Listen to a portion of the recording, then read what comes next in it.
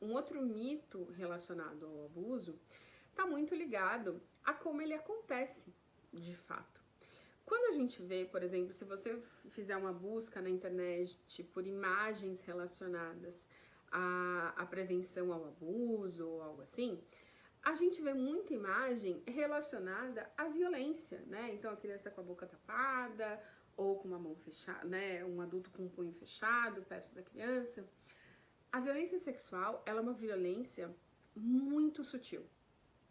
Ela começa de uma maneira muito leve, né? Salvo alguns casos, né? Mas aqui a gente está falando do geral, né? Então, a maioria dos casos, essa violência ela vai acontecer de uma maneira muito sutil. Então, esse abusador, esse predador, ele vai chegar na criança muito no silêncio, né? É um toque, é uma brincadeira, é o pacto do segredo, né? Essa coisa tipo, a gente fez essa brincadeira do beijo e fica só entre a gente, né? Porque eu sou seu amigo e a criança tem muito disso, né? A criança, ela tem muito desses rituais do segredo entre ela e um adulto, porque é um adulto, né? Então, ele é responsável, né? A criança vê a gente como um ser que vai trazer muita proteção para ela, né? Então esse ser, ele não vai fazer nada de errado. Se ele tá falando disso, é porque é legal. Então, a gente precisa entender que quando esse abusador, ele começa a falar com essa criança, ele vai falar, né? Ele vai tocar nela de uma maneira muito suave. Ele vai chegar de uma maneira muito sutil. Porque senão a criança se assusta muito rápido também. E ele não quer isso. E ele não quer que ela faça escândalo. Então, essas imagens que a gente geralmente vê, né, muito relacionada a uma violência física, óbvio que ela acontece também, né? A gente tem esses casos. Mas na sua grande maioria, o que vai acontecer é uma aproximação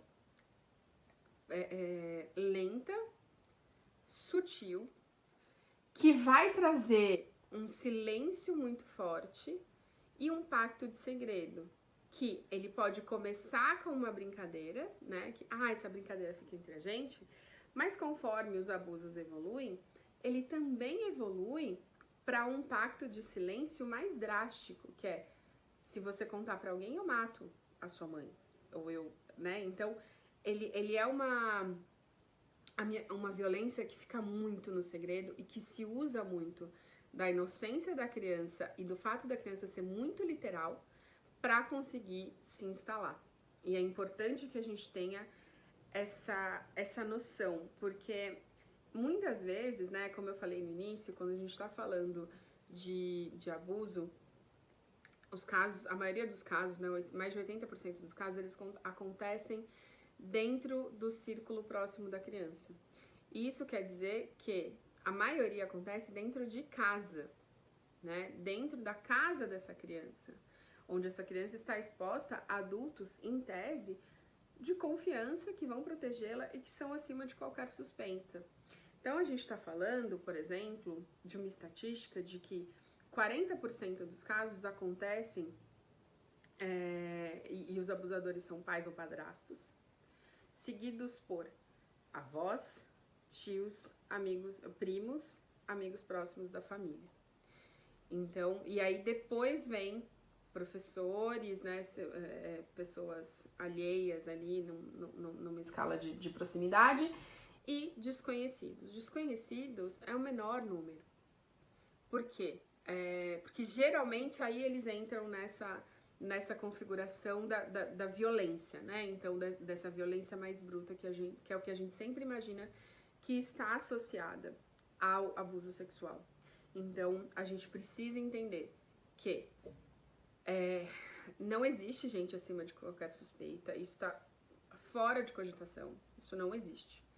E que todo mundo, infelizmente, todo mundo é um potencial abusador, né? Então ninguém está totalmente seguro. Então a gente precisa ter os nossos olhos muito abertos para isso.